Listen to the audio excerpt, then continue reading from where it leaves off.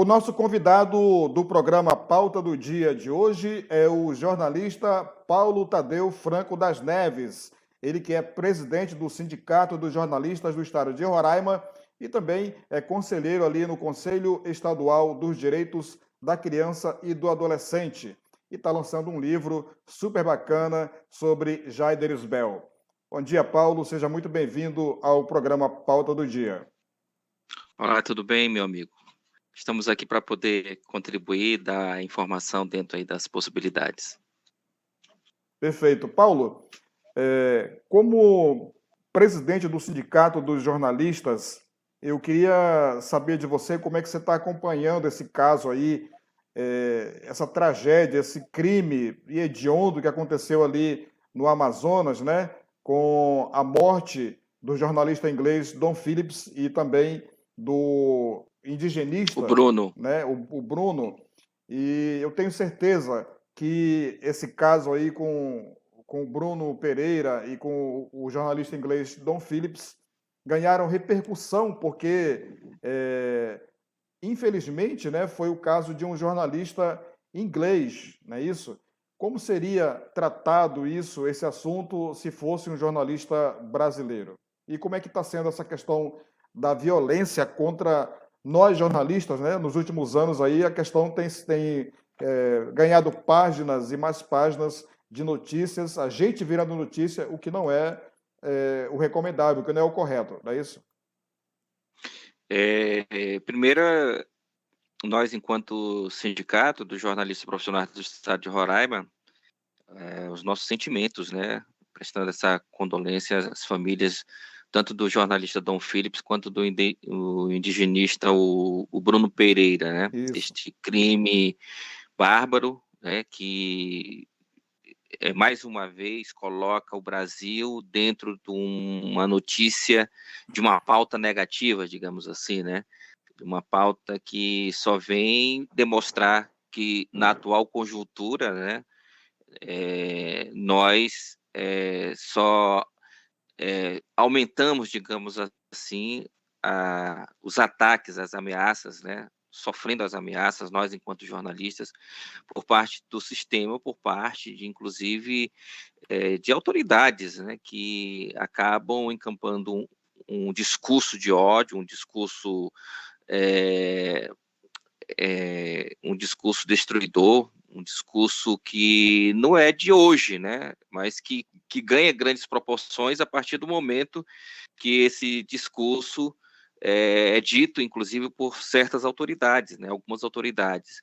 E nos entristece muito porque fazer essa fala, o Irismar, que não foi o primeiro caso, que não será o último, infelizmente, até que nós, povo brasileiro, nós, enquanto sociedade, autoridades, sindicatos, movimentos sociais, possam ter a clareza de que a liberdade de expressão, a liberdade de imprensa é fundamento primordial, é um pré-requisito primordial para se manter o Estado de Direito, o Estado democrático.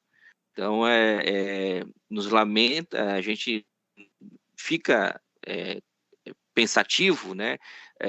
Foi agora com o Dom Phillips e com o Bruno, foi com um jornalista inglês, outros casos já ocorreram com jornalistas brasileiros, né, em determinados momentos, né, tristes da nossa sociedade, né, enquanto cita aqui o caso do Vladimir Herzog, né, dentro da questão da retirada da democracia com o golpe civil-militar ocorrido no Brasil em 64, né, e que comprovou-se, né, que não foi suicídio, e sim foi assassinato mesmo, né, puro assassinato ocorrido, né.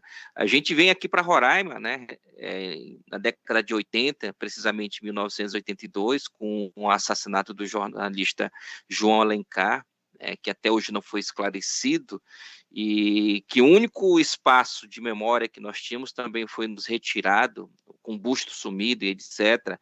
E sem falar recentemente, né, aqui do jornalista Romano dos Anjos, né, Caso que teve emblemático, né, para o nosso estado. caso emblemático no nosso estado. Então, estou citando alguns casos, assim, passado e recente, e ao mesmo tempo contextualizando a nível nacional, e de casos recentes, né, que os jornalistas, principalmente da Amazônia, né, que tem uma pauta, Sim. o jornalista hoje da Amazônia que defende uma pauta de direitos humanos, uma pauta em defesa do meio ambiente, da questão em defesa dos povos originários, dos em defesa das minorias, né, que tem uma pauta LGBTQIA+, também, sofre perseguições em todo o Brasil, e em especial na Amazônia não é um retrato cruel hoje, que a gente encara mais, né, do agronegócio, do garimpo, de uma série de coisas que tem gerado esse conflito de espaço de terra, propriamente dito, dentro da própria Amazônia. E no momento em que, especialmente aqui no estado de Roraima, a gente vive essa invasão de terras indígenas por garimpeiros, e a gente tem a situação ali no sul do estado, que é a nossa região de floresta, desmatamentos, né, a atuação de madeireiros, ou seja, o jornalista de Roraima também, que é militante, que luta pela defesa do meio ambiente, também corre sério risco. Não é isso, Paulo? Nós temos aí, não é de agora, né, mas e a existência desses grupos organizados não é de hoje dentro da Amazônia, né, Sim. promovendo esse discurso de ódio, e acaba ocasionando isso, e o caso que ocorreu agora com o Dom Philips e com o Bruno Pereira um retrato, vai estampar mais ainda essa questão toda do desmatamento, né, da garimpagem, uma série de coisas das áreas indígenas, dentro da questão da própria floresta amazônica, que é uma pauta negativa muito grande para o Brasil, né, e que o Brasil já vem sendo cobrado constantemente. Nos últimos tempos, né, com o atual governo federal, que tem encampado, digamos assim, liderado esse coro, esse discurso de ódio, só tem prejudicado. E isso acaba repercutindo Com de uma certeza. forma direta e fazendo com que as pessoas que acabam aderindo e encampando esse discurso acabam cometendo essas brutalidades, essas crueldades, como ocorreu agora com esses dois companheiros, o Philips e o Bruno Pereira. Eu Eu não quero. tenho lembrança Sim, de sim. que, pelo menos na história recente do Brasil, que os jornalistas tenham sofrido tamanho ataque no nosso Brasil aqui, por parte do governo federal, por parte do presidente Jair Bolsonaro, os seus seguranças, ele todas as semanas, às vezes até diariamente, profere ataques contra os jornalistas, sempre que ele usa aquela live ali nas redes sociais, ele sempre está atacando os jornalistas.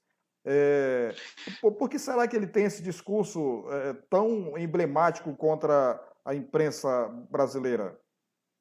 Porque o princípio de qualquer pessoa que defende a ditadura, que não defende a democracia, no primeiro momento, calar a imprensa, né?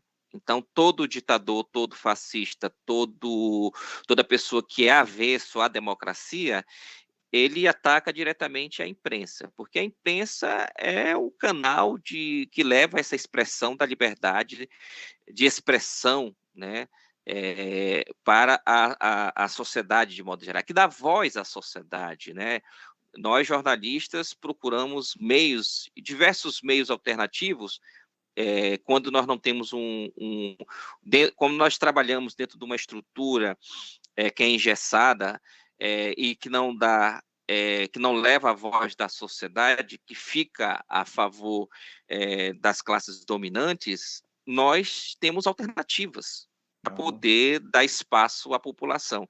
E, obviamente, que a gente sabe hoje que o presidente da República ele não gosta de dar espaço para a imprensa, ele não gosta de dar voz para a imprensa. E aí você começa a ter um discurso de desconstruir a democracia, você ataca a imprensa, você ataca o poder judiciário, que vai contra qualquer atrocidade, você começa a defender e a propagar as fake news, que é uma forma de desconstruir e levar o seu próprio discurso, você começa a desrespeitar e colocar um discurso de ódio contra o resultado de um processo eleitoral, né? Porque aí você vai formando toda você vai cercando todo esse diálogo, né, no sentido de sufocar a democracia. E um dado interessante, Urismar, é que quando a gente nos preocupa muito quando o presidente da República começa a questionar os resultados da urna eletrônica. Urna eletrônica é essa Que que elegeu deu o ele, né? resultado que elegeu ele. Começa por aí. Como é que vai questionar a urna eletrônica que elegeu ele? É um É, ponto. O segundo ponto é que, como ele começa a questionar a urna eletrônica, ele começa a questionar o resultado da eleição presidencial, ele começa também a questionar o resultado da eleição para deputado estadual, para deputado federal, para senador, para governador, entende aí? Então, quando você questiona isso, você se arma de uma perspectiva golpista, né? Porque a partir do momento que ele não respeitar o sufrágio eleitoral da eleição presidencial, cai por terra todas as eleições que foram sacramentadas naquela urna. Cai verdade. o resultado do deputado estadual, federal, senador e governador. As pessoas não estão se tocando para isso. E nós, enquanto jornalistas, nós temos um princípio de seguir uma pauta ética, né? Nós temos o nosso código de ética, no nosso artigo 6º, no sexto, que assegura, né, um princípio básico, que é a questão toda de se opor-se ao arbítrio, ao autoritarismo e à opressão, bem como cabe a nós, jornalistas, defendermos os princípios expressos, Urismar, na Declaração Universal dos Direitos Humanos. Então, se nós, jornalistas, estamos embasados dentro de um código de ética, nós não temos que pensar em que lado estaremos dentro dessa história, né? Temos que lutar pela liberdade, pensamento de expressão, temos que defender o livre exercício de pensamento, temos que honrar e dignificar, principalmente, Urismar, a nossa profissão, que é a profissão de jornalista. Verdade. Paulo, você falou aí em fake news e nós também vivemos num momento em que não se tem ouvido na história do Brasil recente tantas fake news sendo propagadas, não é isso? E isso vem de encontro ao que a gente defende, que é a verdadeira notícia, que é o correr atrás dos fatos, e ouvir vários lados, não só dois, porque às vezes a notícia tem dois, três, quatro lados, né? E aí nós, enquanto profissionais formados na faculdade, a gente tem esse compromisso de mostrar a verdade, de mostrar os lados, todos os lados necessários para esclarecer as pessoas, para que as pessoas possam formar a sua própria opinião. E aí a gente lida agora com essa enxurrada de fake news. Como é que os sindicatos e a própria FENAGE têm trabalhado para combater esse mal, né? Esse mal social que está se propagando pelo Brasil cada vez mais, quanto mais se aproxima da eleição presidencial desse ano, mais a gente vê fake news aí pelas redes sociais e até pela televisão também. Olha, Eurismar, nós temos hoje o Sinjopé, ele faz um trabalho de articulação, já vem, um dos sindicatos mais antigos aqui de Roraima, né? Tem seus 30 anos, e para você ter uma ideia, somos filiados à Federação Nacional de Jornalistas, temos, através a nível nacional, uma articulação, temos eleições, inclusive, vamos ter uma eleição agora, final de julho, temos a nossa colega Adriana, que era ex-presidente do Sinjopé, que está disputando o cargo de vice-presidente norte. Minha madrinha. Beijo, Isso. madrinha. E participamos recentemente de um processo eleitoral dentro da ABI, da Associação Brasileira de Imprensa, que tem a nossa amiga Cátia Brasil, do Amazonas, né, que faz essa articulação a nível de região norte, e outros colegas. Né? Então, de um tempo para cá, nós, enquanto jornalistas, começamos a compreender que só através dessa unidade, dessa luta, da unidade na luta, nós vamos combater as fake news, vamos combater a questão do fascismo, do racismo, de toda esse discurso de ódio, de xenofobia, de homofobia, etc. Então, a nossa pauta hoje, enquanto liderança sindical, nós, enquanto jornalistas, falamos de região norte, Brasil, falamos de FENAGE, falamos de sindicatos, falamos de ABI, falamos de outras organizações que tentam levar essa pauta diariamente, nós entendemos que só através dessa unidade e se organizando, né, porque não é necessária a organização, a luta é necessária? Mas a luta sem organização, ela não funciona. Temos que ter organização.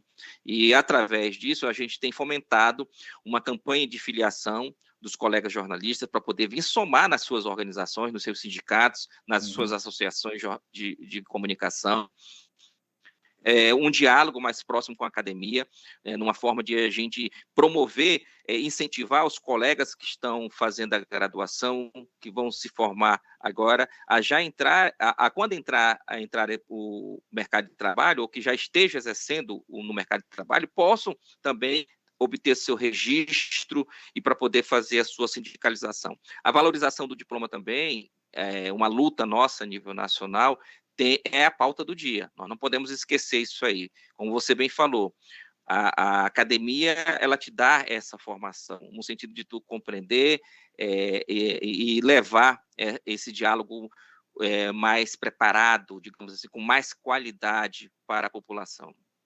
Eu, inclusive, falando dessa questão da academia, eu fico muito triste quando uma autoridade, um parlamentar, se apresenta para a gente para solicitando entrevista ou enviando algum tipo de notícia e tudo mais.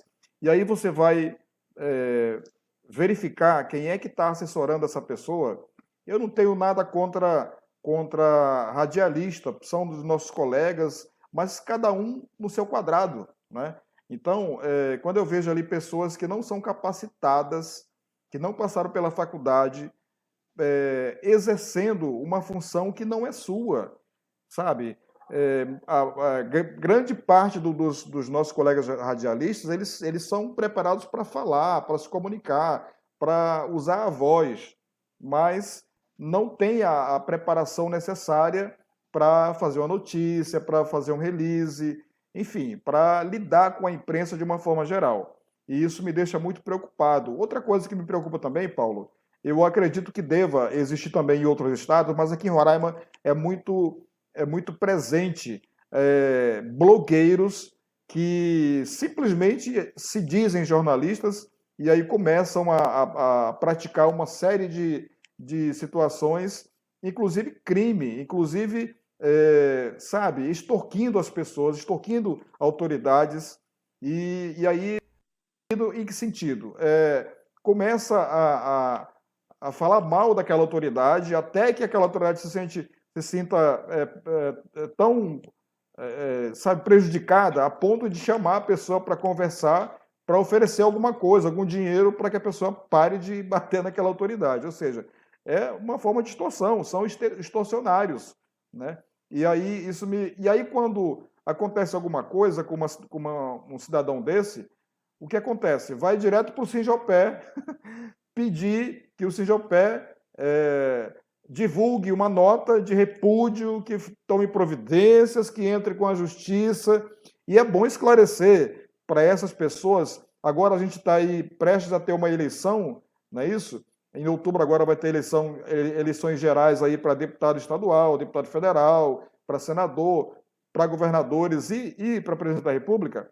É importante que essas pessoas que estão concorrendo a esses cargos entendam que essa parte da divulgação deve ser feita por profissionais formados, pessoas que realmente estão preparadas para fazer isso. E fujam desses maus profissionais que estão aí no mercado. O que é que o Sinjopé pensa a respeito disso?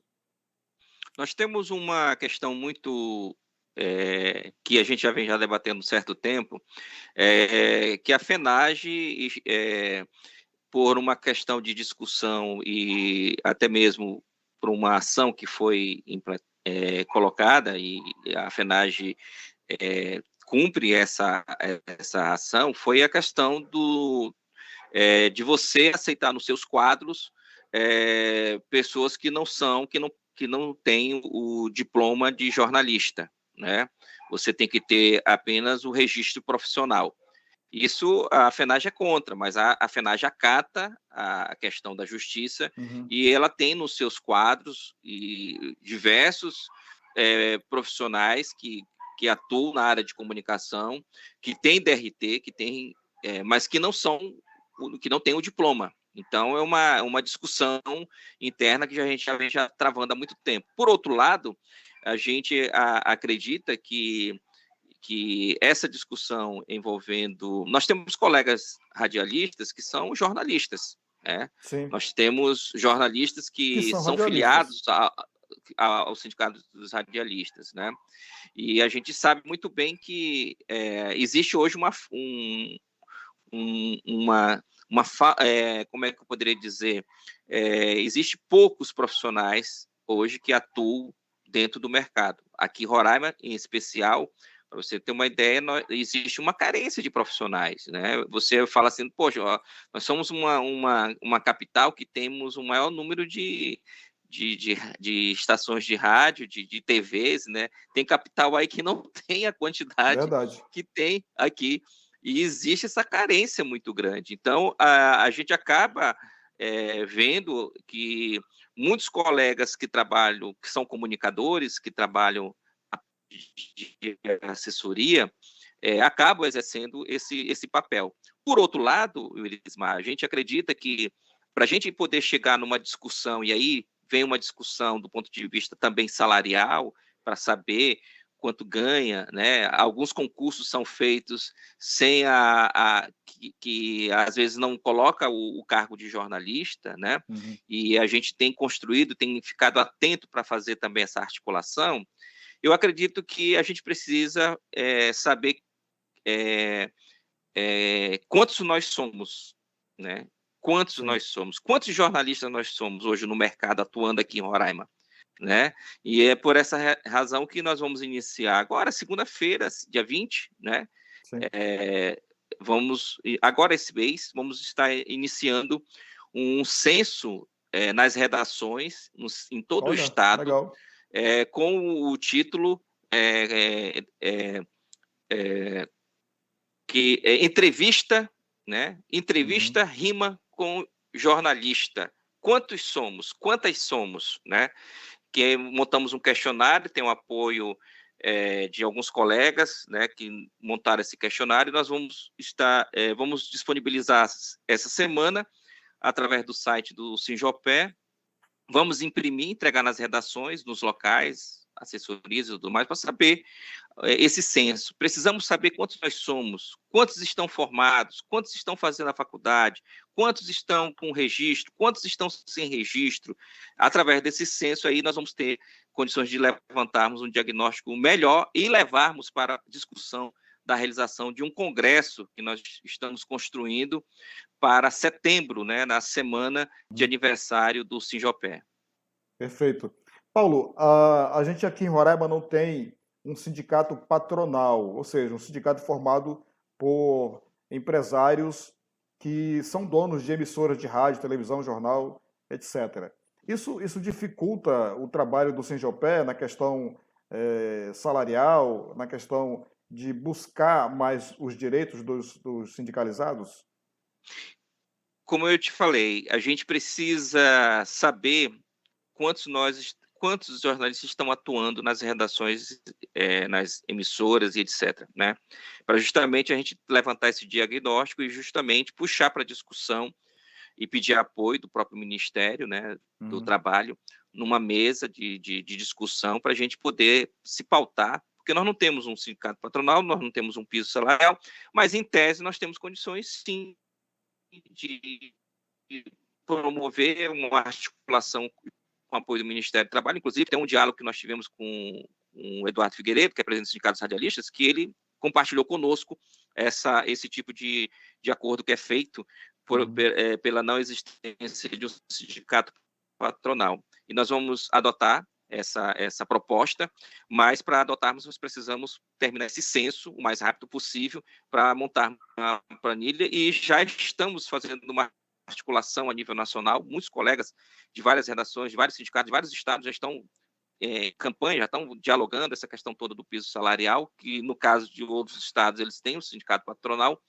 mas para buscarmos essa realidade nossa, né, inclusive pegarmos exemplos da própria região norte, né, e concentrarmos nessa rodada, nessa busca. Através desse censo, Wismar, nós já vamos aproveitar o espaço no sentido de, ao visitarmos esses locais, já provocarmos, futuramente, pautarmos uma reunião com essas empresas.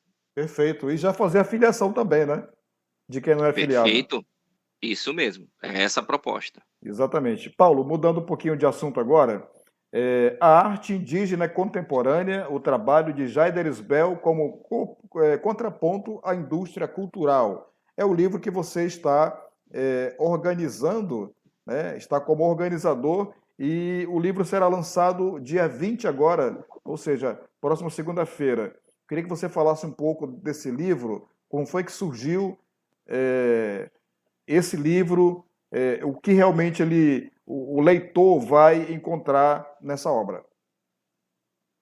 Bom, eu estou com o livro aqui em mãos, e eu tenho todo o cuidado de não me empolgar, digamos assim, e acabar falando outras situações que não esteja propriamente no livro, porque como o assunto ele é muito vasto, e nesse primeiro momento, e a gente continua em estudo, em pesquisa, nesse primeiro momento nós nos concentramos no sentido de trazer essa obra fruto de um estudo de pesquisa, de um estudo, né, que nós iniciamos em 2016, quando do início da nossa participação no curso de especialização da Universidade Estadual de Roraima, da UE.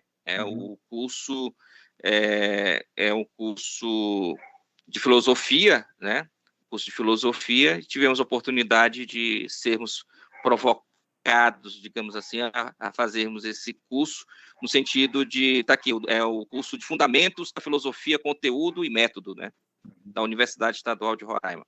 E o resultado foi um artigo, né? Porque na especialização você tem que apresentar um artigo, e apresentei a ideia, né? A ideia que eu tinha no início era falar sobre Macunaíma, porque numa aula, uma das disciplinas de filosofia me chamou muito a atenção da parte de mito, né? Discutir essa parte do mito, e aí até que ponto Macunaíma seria mito e etc, né? Mas em uma visita com o professor Devaí, né? Devaí, que já faleceu, o professor Devaí, visitando a casa dele lá no bairro 13 de Setembro,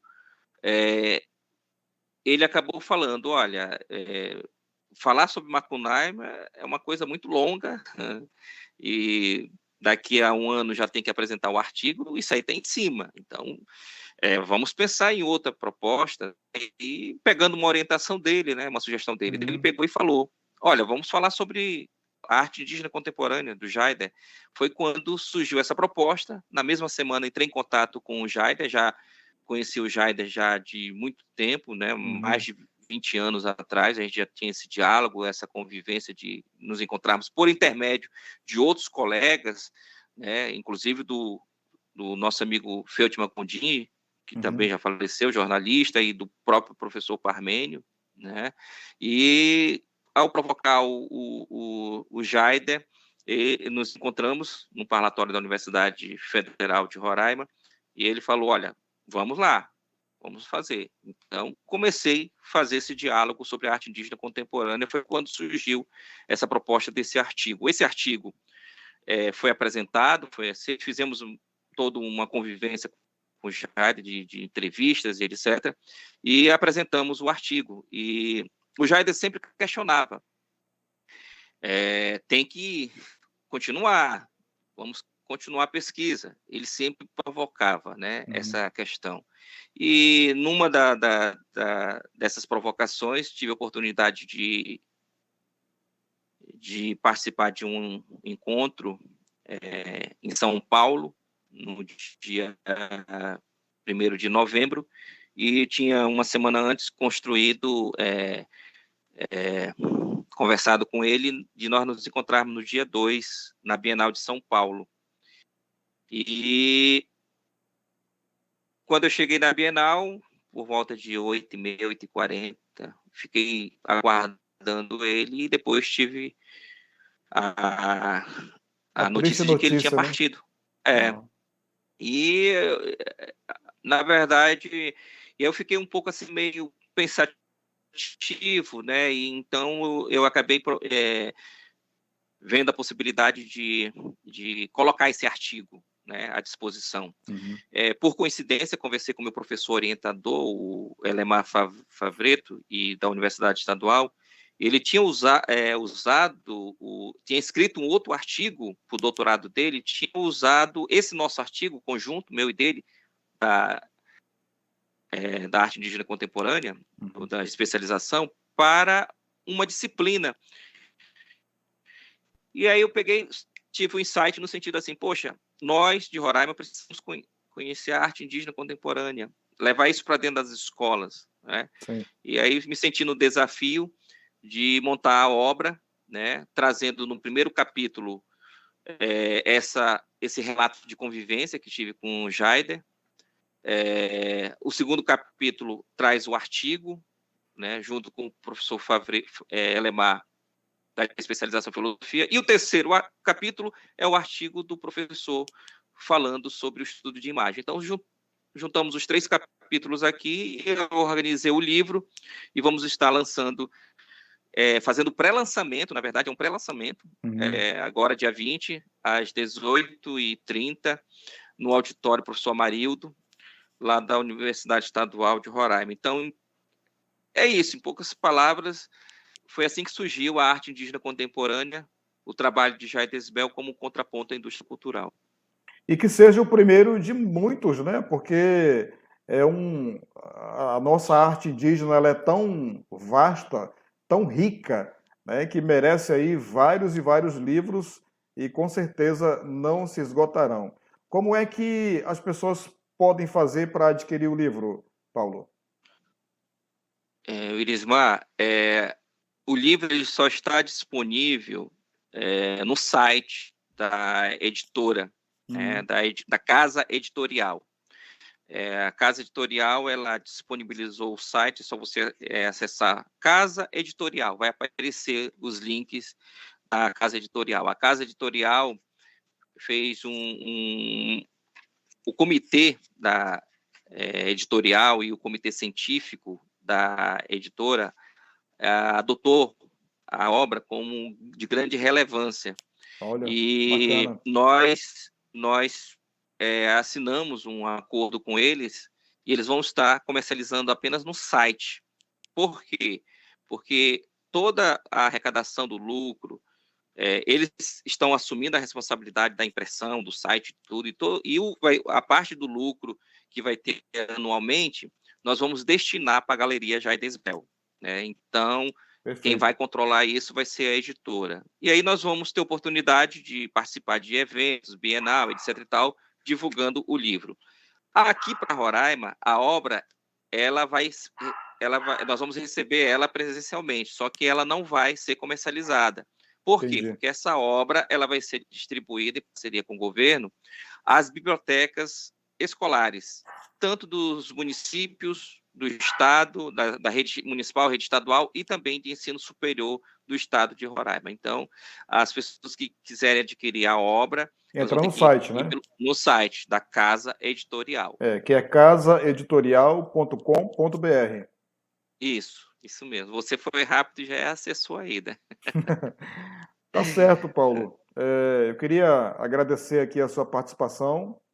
Acho que nós conversamos sobre assuntos relevantes aqui para o nosso estado, né? E deixar o espaço aberto sempre que o sindicato precisar divulgar alguma coisa, nós temos o espaço aberto para o Sinjopé.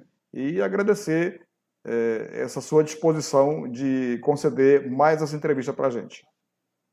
Não, perfeito. Nós vamos iniciar esse censo, é de suma importância, né? Então estamos dando uma nova roupagem também no site, está vindo aí a carteira digital do Sinjopé, os Inclusive, sindicalizados vão... inclusive, eu acessei hoje Ah, e estava lá realmente o site bacaninha para você colocar seus dados e tal e solicitar, isso. né? Isso. Estamos aí fazendo ainda os testes finais para divulgarmos, para que Uhum. cada associado possa adquirir a sua carteira digital, né, e ficar no celular, e já iniciando os contatos com a rede, né, de convênios, né, numa forma de a gente estreitar também esse laço cultural, social, esportivo, né, para os jornalistas, no sentido de chegar lá, olha, sou minha carteirinha digital, do Sinjopé, quero desconto, tal, porque na atual conjuntura, né, qualquer 5, 10% é Com bem-vindo, né, nos certeza, dias. com certeza.